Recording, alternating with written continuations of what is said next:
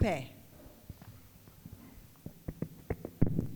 Você pode erguer as suas mãos aos céus e glorificar a Deus com as suas palmas?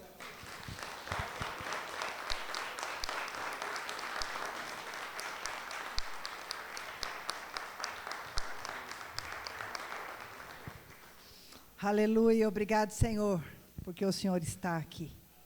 Glória a Deus. Você pode se sentar. Estamos felizes porque mais uma vez estamos reunidos na casa do Senhor. Estamos felizes porque mais uma vez estamos reunidos em nome do Senhor Jesus. E isso alegra muito o nosso coração quando nós estamos em comunhão, quando estamos debaixo da bênção do Altíssimo, né? Porque Ele fala que é na comunhão dos santos que Ele ordena a sua bênção. Então a sua bênção, a bênção do Deus Altíssimo, está ordenada sobre você nesta hora. Receba em nome de Jesus. Amém? E dizer que Deus falou muito comigo nesses dias sobre um texto da palavra de Deus que desde domingo passado Ele já vem ministrando no meu coração, e eu gostaria de pedir a você que abra então a sua Bíblia lá no segundo livro de Reis, capítulo 13. Hoje nós vamos para o Antigo Testamento. Enquanto o Senhor nos ministra, pedimos também a ministração do Espírito Santo de Deus sobre as nossas crianças ali no ministério infantil, né? Que Deus coloque mesmo seus anjos ali para ajudar na ministração. Capítulo 13, nós vamos ler do verso 14 em diante. Nós vamos ler até o 19. Amém? Encontraram? Quando Eliseu estava sofrendo da enfermidade da qual viria a morrer, Jeoás, rei de Israel, foi visitá-lo. Chorou diante dele e disse: meu pai, carros de Israel e seus cavaleiros. Então Eliseu disse ao rei: pegue um arco e algumas flechas. Jeoás pegou o arco e as flechas. Eliseu disse ao rei de Israel: empunhe o arco. O rei fez assim. Então Eliseu pôs as mãos sobre as mãos do rei e disse: abra a janela que dá para o leste. O rei abriu a janela. Eliseu continuou: atire. E o rei atirou. Então Eliseu disse: flecha da vitória do Senhor, flecha da vitória contra os sírios. Você vencerá os sírios em Afeca, até acabar com eles. Até acabar com eles. Eliseu disse mais: pegue as flechas. Ele as pegou. Então disse o rei de Israel: atire contra o chão. Disse ao rei de Israel: atire contra o chão. O rei fez isso 3 vezes e parou. Então o homem de Deus ficou indignado com ele e disse: você deveria ter atirado 5 ou 6 vezes, e assim venceria os sírios até acabar com eles. Mas agora vai vencê-los só 3 vezes. Depois o texto continua dizendo da morte de Eliseu. Nesse capítulo, nós vemos uma das raras vezes que um rei mau, Jeoacás de Israel, buscou o Senhor. Um rei mau, ele não buscava a presença de Deus. É uma das raras vezes que ele clama a Deus. Mas um pouquinho antes eu quero dizer a vocês que vocês conhecem a história dos reis. Sempre vinha um rei que era do Senhor, o outro assumia quando este morria, e aí ele agia de uma maneira errada diante do Senhor.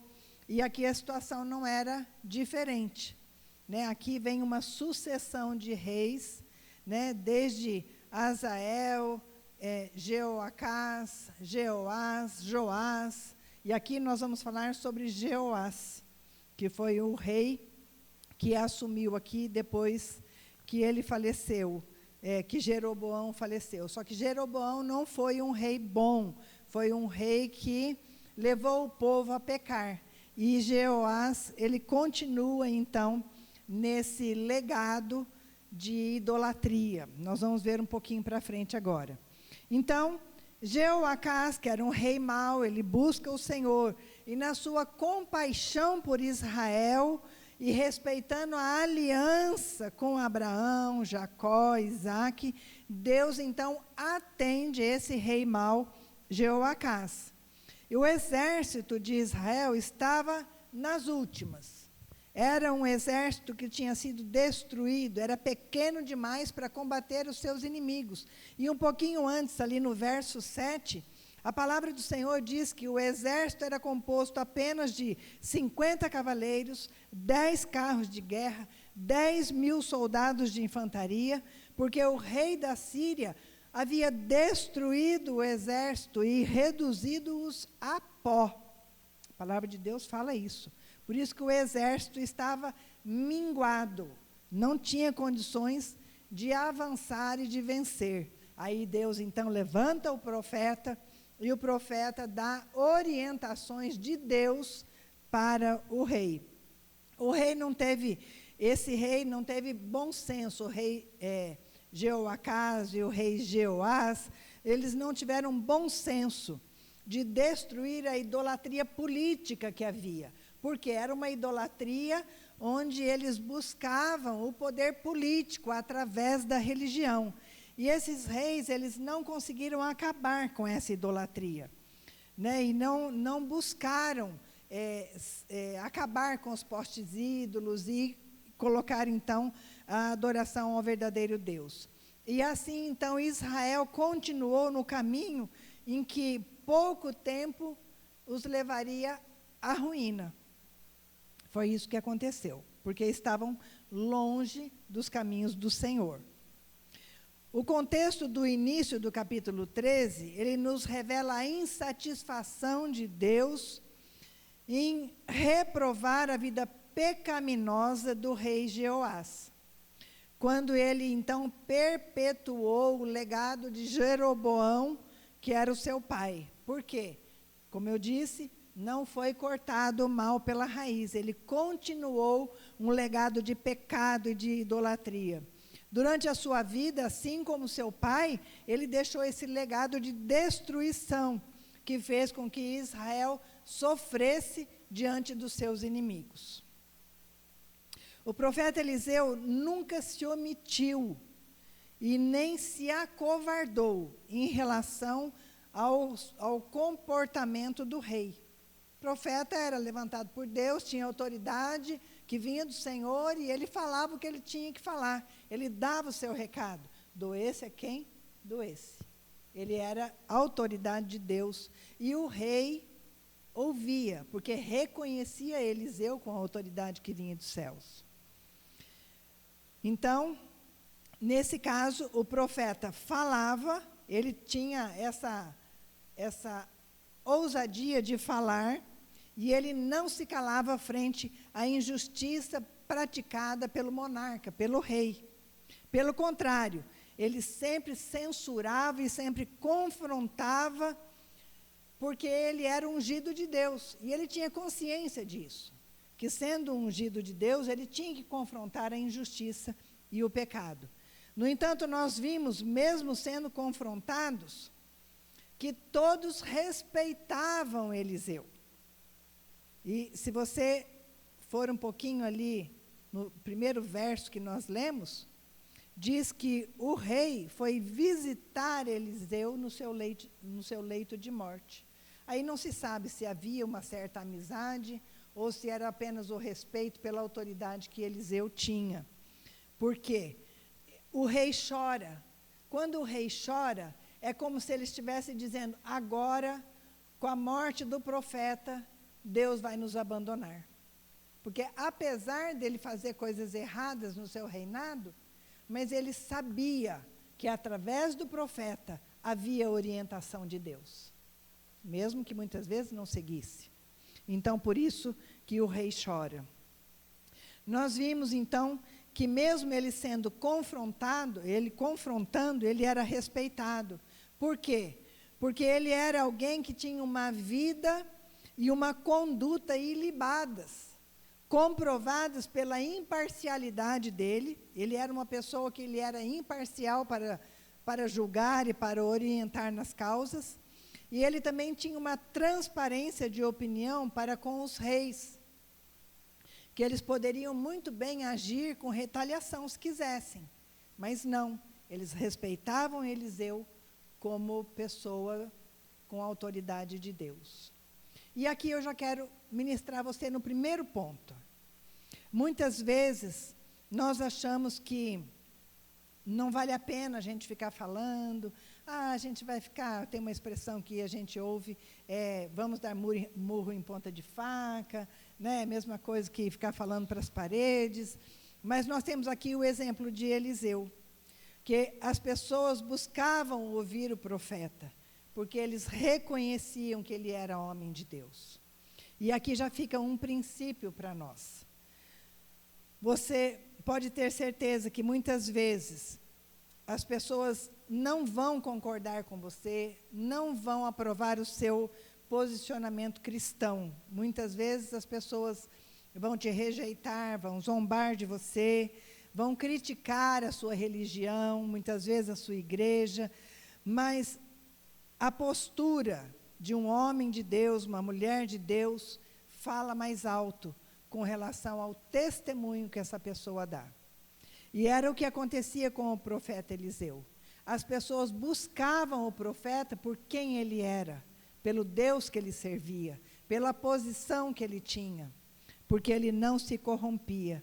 As pessoas vão procurar você, mesmo não concordando com você ou com a sua religião, porque as pessoas reconhecem em você, sendo um cristão, sendo um homem, uma mulher de Deus, reconhece potencial de Deus em você, pela vida ilibada que você leva, pela vida, pela sua conduta moral, pela sua conduta religiosa, pelo seu modo de proceder, de agir, de falar e de testemunhar o nome do Senhor. Então, as pessoas vinham buscar o profeta, mesmo esse sendo muitas vezes duro em palavras, que às vezes nós somos assim, né? Nós até não amamos muito na hora de falar, e o nosso falar às vezes se torna duro.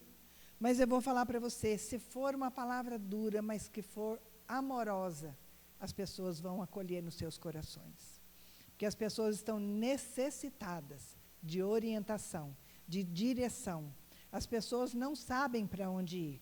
Elas ficam buscando aqui ou acolá algo que preenche o seu coração, que, na verdade, esse vazio que tem dentro do ser humano é só um caminho para preencher. É Jesus Cristo, não há outro. Não tem como buscar em outro lugar, a não ser na pessoa do Senhor Jesus. As pessoas, elas virão até você, mesmo que essas pessoas não vivam o Evangelho, mas por causa do seu testemunho, elas sentirão um ardente desejo de vivê-lo.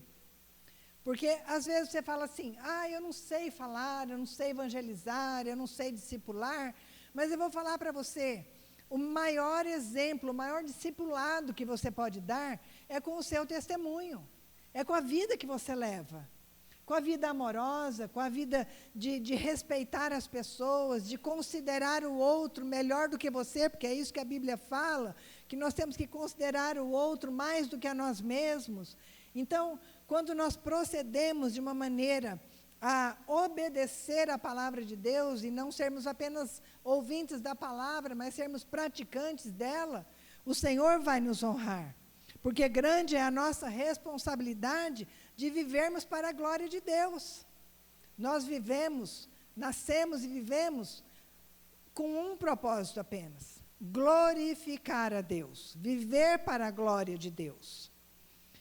Ali no versículo 17, a palavra do Senhor diz assim, Eliseu pôs as mãos sobre as mãos do rei e disse: abra a janela que dá para o leste, O rei abriu. Eliseu continuou: atire. E o rei atirou. Então Eliseu disse: flecha da vitória do Senhor, flecha da vitória contra os sírios. Você vencerá os sírios em Afeca, até acabar com eles. O que Deus estava usando o profeta para dizer para o rei naquele momento? Estava dizendo: tenha ousadia, tenha fé e confie, porque Deus está levantando você como uma flecha para vencer todos os seus inimigos. O versículo não fala que seria alguns inimigos vencidos, mas todos. Você acabará com todos os inimigos. Nós vimos então o profeta declarar que o rei seria flecha. Nos dias de hoje, nós somos flechas que Deus lança. Você sabia que você é uma flecha nas mãos do Senhor? Deus lança você como flecha. Deus lança cada um de nós na terra para que vitórias sejam alcançadas, para que batalhas sejam vencidas, para que curas sejam operadas, milagres sejam testemunhados e o reino das trevas seja abalado por causa de você. A cultura dos céus seja presente na terra, porque você está na terra. E você é flecha do Senhor. Você é flecha nas mãos do arqueiro. Há um propósito em sua vida e verdades de Deus em você. Porque Deus te criou para a glória dele. E ele colocou potencial em você. Às vezes nem você sabe disso, nem você reconhece o potencial de Deus que existe dentro de você. Mas ele está lá. Porque você foi criado à imagem e semelhança de Deus. A essência de Deus está dentro de você. Você tem potencial de Deus. E é Deus que te capacita com este potencial. Você não é fruto do acaso. Você não está aqui por uma mera coincidência da vida. Não foi criado. Você não está aqui para fracassar, para ser um fracassado. Porque aquele que está nas mãos do Senhor não é fracassado. Porque aquele que está nas mãos daquele que venceu todas as coisas e que nos faz mais do que vencedores, esse sim é que nos garante a vitória e não o fracasso. Amém, igreja? O Pai te escolheu para vencer. Seus sonhos não são meros pensamentos da casualidade que você acha que tem pensado. São os mais altos planos de Deus, que Deus coloca dentro de você, que Deus coloca no seu coração, nos seus pensamentos, e Ele usa isso como propósito, como plano dEle, para que você alcance outras pessoas, para que você leve as boas novas do Evangelho, assim como um dia você foi alcançado por alguém, que Deus usou para trazer as boas novas, para trazer o Evangelho, para falar do amor de Deus para você. Você também tem potencial de Deus dentro de você, para você também, como flecha na mão do arqueiro, na mão do Senhor, ser lançado. E lembre-se que a flecha, ela é direcionada conforme a habilidade do arqueiro. Vocês sabem o que é um arqueiro, né? Aquele que segura o arco para lançar a flecha, né? Então, a flecha é lançada conforme a habilidade do arqueiro. Aquele que segura o arco, que a flecha vai ser lançada, assim também nós, como flechas, nas mãos do Senhor, porque Ele é o arqueiro, e Ele é o arqueiro perfeito. Ele não lança flecha em direção errada. Ele não lança flecha fraca, para que fracasse e não alcance o alvo. Mas, pelo contrário, Deus, como um arqueiro, tem as suas flechas, que somos nós, na sua aljava.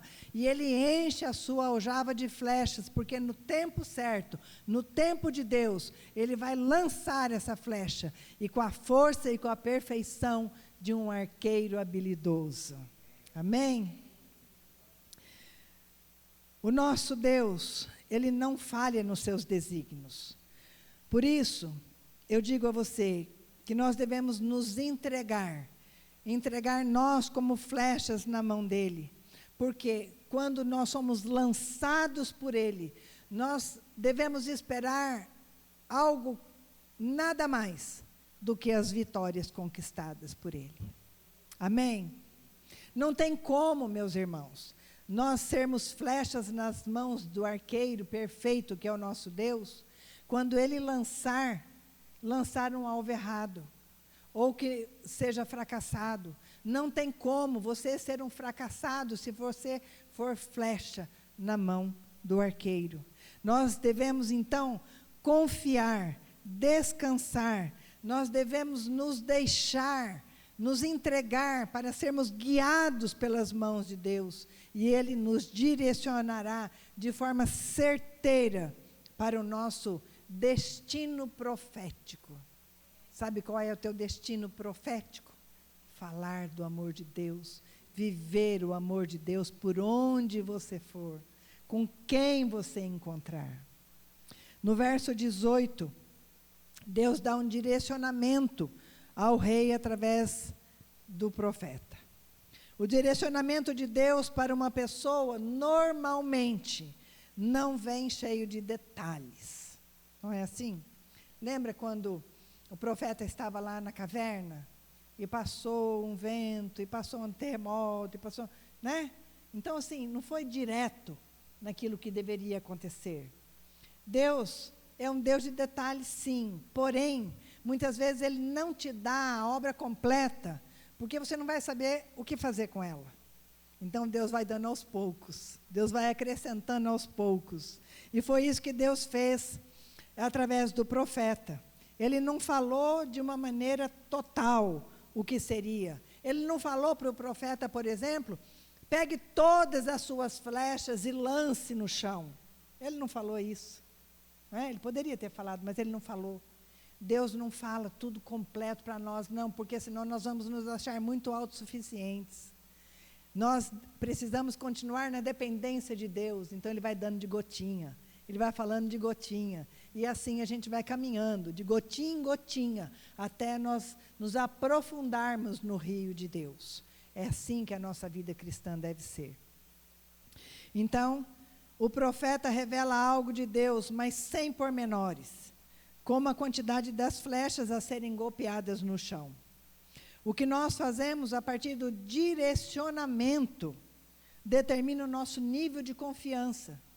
Qual era a confiança do rei naquele momento de lançar as suas flechas? Ele lançou todas que tinha? Não, ele lançou 3 flechas.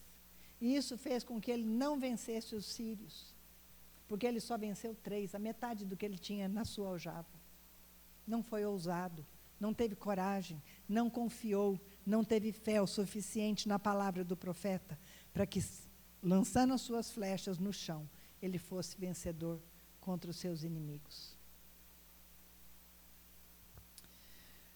Mais do que isso, a nossa visão do sobrenatural muitas vezes é limitada, e isso nos prejudica na nossa conquista, e nos impede muitas vezes de mergulhar na plenitude da glória de Deus. Às vezes nós, por covardia, por medo, por insegurança, por nos acharmos incapazes, por acharmos que não sabemos, nós muitas vezes ficamos aquém daquilo que o Senhor tem para nós, que é ir além, no sobrenatural. Golpear somente 3 vezes o chão limitou a conquista de Israel, limitou a conquista da nação, porque o seu líder não teve a ousadia de agir conforme Deus queria. A limitação da visão de um líder pode prejudicar toda uma nação.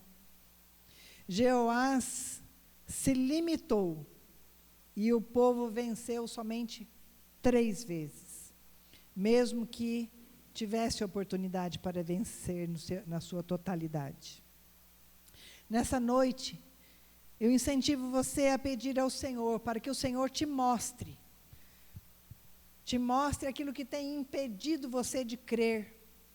Aquilo que tem impedido você, tem limitado a sua fé de crer e se lançar ousadamente nas promessas do Senhor.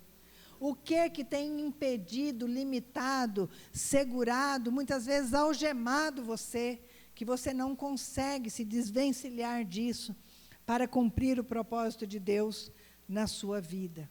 Que com certeza é o sobrenatural se manifestando no natural.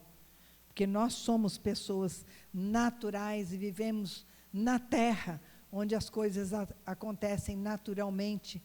Portanto, o sobrenatural de Deus, quando ele se manifesta nas coisas naturais, que muitas vezes nós não vemos, muitas vezes nem cremos, né? Quantas vezes nós oramos, Deus responde, e nós falamos, nossa, né? Eu testemunhei para vocês aqui, na última quarta-feira que tivemos o encontro da palavra em casa, eu estava de cama, não estava bem. E eu pedi aos irmãos, orem por mim, não é? Orem por mim. E eu sei que foi orado. Isso foi na quarta-feira à noite. Na quinta-feira de manhã, eu acordei sem nenhum sintoma de gripe. E eu falei, mas só me percebi isso depois, né? E depois eu pensei, nossa, meu esposo perguntou, cadê a sua gripe? Falei, então, deitei de um jeito, levantei de outro, o que será? Até esqueci que eu pedi oração para os irmãos. Mas Deus, na sua bondade e misericórdia, respondeu a oração dos irmãos. Por isso que eu falo para você da importância da palavra em casa. Abra a sua casa, receba a bênção de Deus através da comunhão. Não tenha medo. Abra a sua casa para que o evangelho seja proclamado através de você, através da sua casa, fazendo da sua casa um ponto de pregação. Portanto, a nossa caminhada, que eu tenho incentivado vocês, deve ser aqui no entorno da igreja, deve ser no entorno aqui no bairro, para que essas pessoas tenham esse ponto de encontro aos domingos, que elas tenham esse privilégio que você tem de vir adorar ao Senhor e ouvir a sua palavra. Mas no verso 19, a palavra de Deus continua orientando. Durante a nossa caminhada na terra, nós ouvimos muitas vezes que a vida é feita de oportunidades, certo? Quantos de nós ouvimos, perdemos a oportunidade, né? Puxa, apareceu uma oportunidade, ela bateu na minha porta e eu não percebi. Nesse versículo, nós vimos o profeta se indignar com a oportunidade que Deus deu a ele. O profeta se indignou. Se você olhar ali no verso 19, a palavra de Deus fala que o homem de Deus ficou indignado com ele e disse, você deveria ter atirado 5 ou 6 vezes, assim venceria os sírios até acabar com eles. O profeta se indignou, porque ele tinha oportunidade de vencer todos os seus inimigos. E não foi isso que ele fez. Ali no verso 17, o profeta garantiu a ele que todos os inimigos seriam derrotados. Quem sabe hoje você olha para a sua própria vida e você observa oportunidades que você deixou passar. Oportunidades que provavelmente você não vai ter novamente. Por não ter, quem sabe, a convicção da vitória naquilo que você poderia ter agido, que você poderia ter feito. Quem sabe você foi confiando na força do seu próprio braço. E quando a gente vai na força do nosso braço, as coisas não acontecem da maneira que Deus quer. E a vitória não é completa. Agora, quando nós vamos na força e no poder do Espírito Santo de Deus, aí sim, a vitória é garantida. Talvez, por falta de estar mais sensível à voz de Deus, você deixou passar o agir do Espírito Santo na sua vida. Quem sabe hoje, você olha para trás e você fica, muitas vezes nós ficamos remoendo memórias do passado. que nós não fomos bem-sucedidos, poderia ter sido diferente. Mas eu vou falar para você, não adianta você ficar olhando para o passado. Sabe aquele ditado que fala que águas passadas não movem o moinho? É isso. A água que passou, ela não vai voltar lá para mover o moinho novamente. Ela passou, é passado. Em Cristo Jesus, todas as coisas são feitas novas, um novo caminhar, são novos sonhos, novos projetos, novos planos, mas o propósito de Deus continua sendo o mesmo, te usar para abençoar outras pessoas. Então, eu gostaria que nesta noite você olhasse para o passado apenas como um aprendizado na sua vida, mas que você olhasse para o futuro como certeza de que Deus tem um propósito, mas Deus tem a vitória garantida, porque você sendo flecha na mão do arqueiro, a vitória é garantida. E eu quero dizer para você, certamente, as oportunidades, elas surgirão a cada novo dia, a cada nascer do sol. Basta você se colocar nas mãos do Senhor, porque muitas vezes nós temos preguiça até de acordar, não é assim? Temos preguiça de acordar, preguiça de vir para a casa do Senhor, preguiça de orar. Sempre colocamos coisas na frente de tudo isso, já levantamos trabalhando, e nós nos esquecemos muitas vezes que o principal, o primordial, a sua primícia do dia é se colocar nas mãos do Senhor.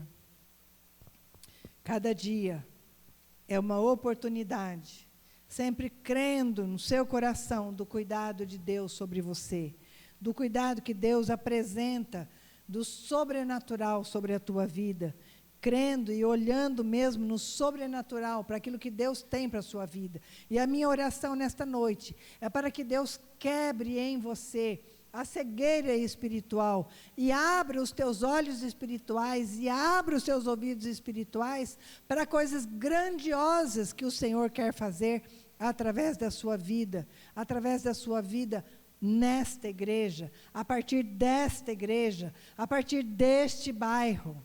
E eu tenho enfatizado isso, porque é aquilo que eu comecei a falar no começo da minha pregação.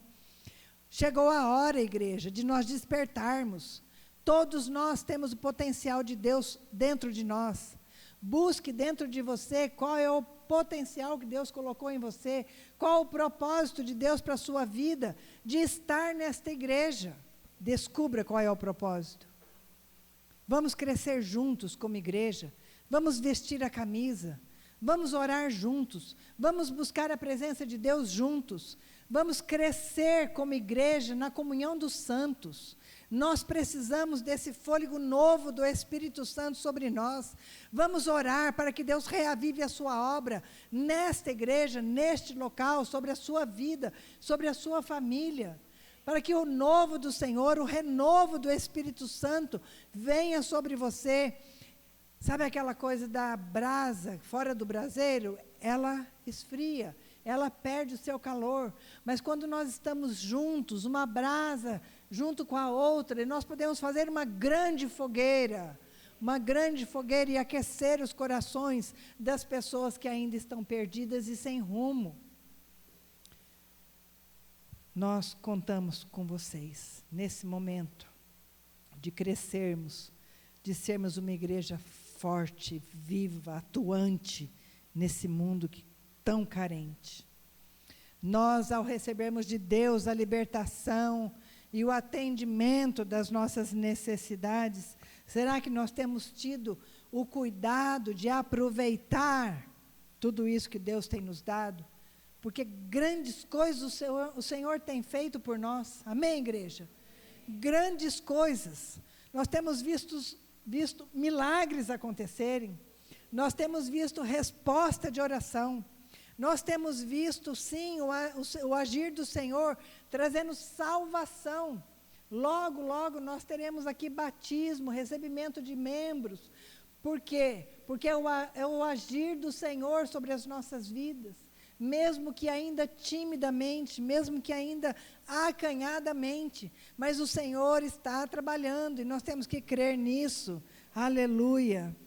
Nós mudamos o nosso estilo para buscarmos mais intimidade com o Senhor, precisamos sim tomar essa atitude na nossa vida, mudarmos. O Senhor tem muitas vitórias para nos entregar. O Senhor é aquele que fala assim: lance todas as flechas. Nós precisamos lançar todas as flechas, todas, para que a vitória do Senhor seja plena, completa, e a glória do Senhor seja vista, seja manifestada. Creia que você é flecha na mão do arqueiro, e que o Senhor é um excelente arqueiro para te lançar. Eu já estou terminando. Eu quero dizer a você nesta noite: entregue-se. Deixa que Deus conduza a sua vida. Deixa que Deus... Eu digo sempre assim, às vezes nós temos medo da vulnerabilidade. Nós temos medo de ser vulneráveis, das pessoas descobrirem assim as nossas fraquezas, o nosso ponto fraco. Mas eu vou dizer para você, se escancare diante de Deus.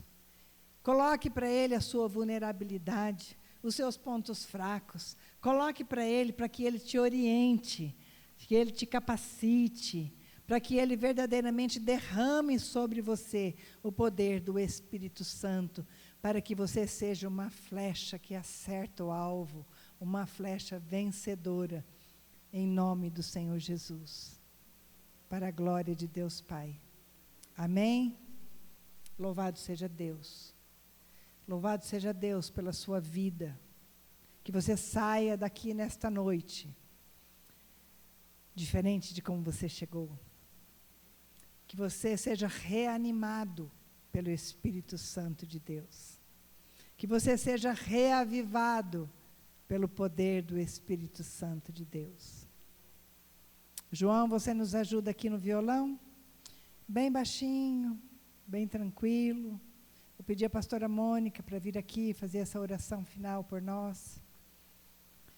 Para que Deus nos abençoe.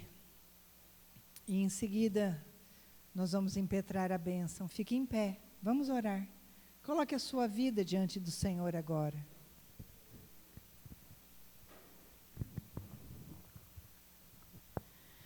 Ô Paizinho, obrigada porque o Senhor é um Deus que fala. Obrigada porque o Senhor é um Deus que se revela.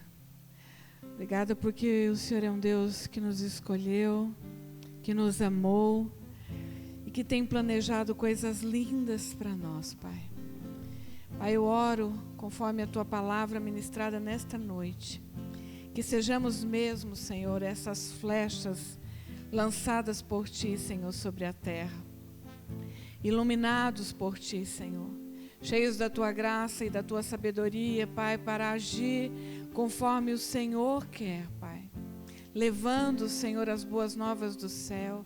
Levando a mensagem da salvação. Levando o Teu amor imutável, Senhor, que cobre multidão de pecados. Pai, obrigada por cada vida que está aqui nesta noite, que recebeu esta palavra que é semente, Senhor. Como foi dito hoje, Senhor, planta no nosso coração, porque Tu és o grande semeador. E frutifica esta palavra, Senhor, para que ela dê frutos, ó Pai, nos próximos dias, nos próximos meses, nos próximos anos. Pai, nós estamos perto de completar mais um ano desta igreja, um ano neste lugar, Pai. Senhor, nós temos visto mesmo o Teu agir, mas não há sentido algum se nós ficarmos apenas aqui reclusos, apenas recebendo, Senhor, sendo que o Teu propósito é que nós possamos compartilhar, é que nós possamos também, Senhor, levar tudo aquilo que o Senhor tem dado a nós, Pai.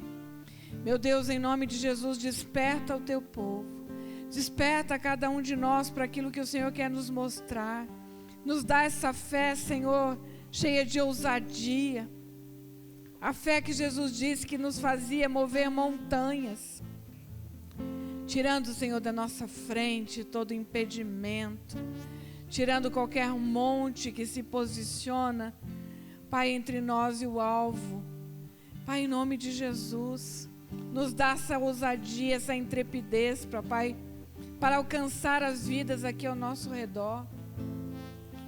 Nós orávamos ali hoje, eu e meu esposo, Senhor, por um despertamento, Pai, neste lugar. Pai, esse bairro é um dos maiores de Cambé, Senhor. Quantas vidas estão nos bares, estão, Senhor, se drogando, estão, Senhor, se buscando uma alegria fútil e passageira, estão buscando uma saída, estão perdidos, buscando em pessoas, buscando em coisas. Pai, mas nós conhecemos a Ti, que é a satisfação maior do nosso ser. Não há outra coisa na face da terra que possa nos preencher.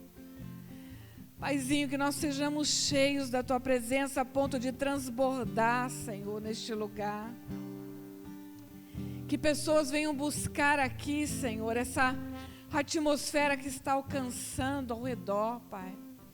Que as pessoas venham desejosas aqui, Senhor, para encontrar, mesmo como esse rei que era mau, que buscou autoridade no profeta, que pessoas possam vir buscar aqui, Senhor, porque aqui há profetas do Senhor.